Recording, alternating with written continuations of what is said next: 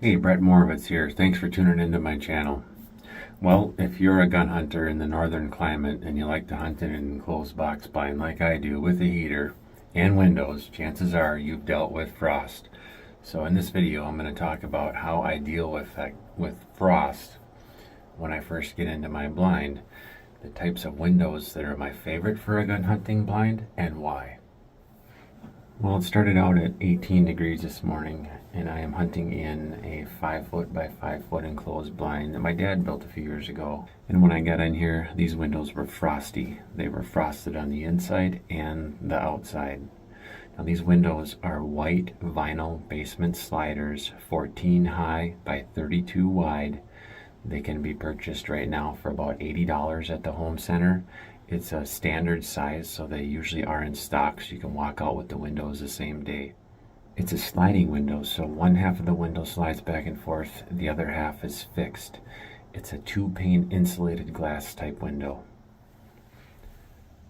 The heater I'm using today is the small buddy heater that screws onto a 1-pound propane cylinder bottle.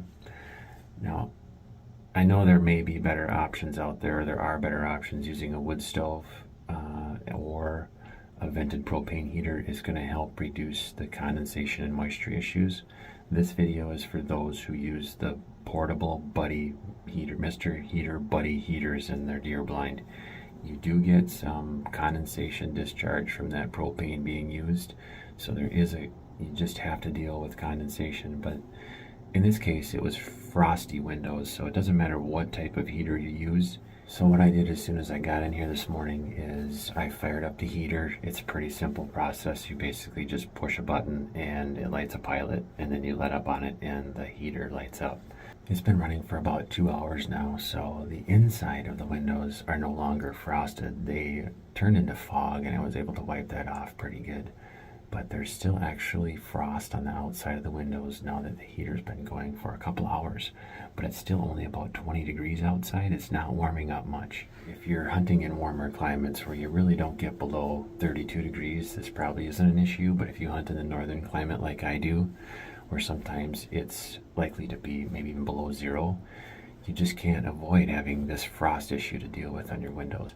And one of the things I really like about these white vinyl sliders is that the sliding pane can be easily taken out. So the first thing I do is lift the sliding window part out, and hold it over the heater for maybe 30 seconds so it basically thaws out that frost. Wipe it down with a microfiber towel, and then flip it over, wipe the inside or warm the inside, wipe that down too, put the window back in place. So at this point, you at least have half of your window that you can see it up. Out of that 32-inch wide window, you have half of the view versus no view. You can lift the window out and leave it out too, but if it's really cold, you're really not warming up the inside of your blind that way. So that's one of the best things I think about these windows, is that you can remove that pane very quietly, thaw it out, then put it back in.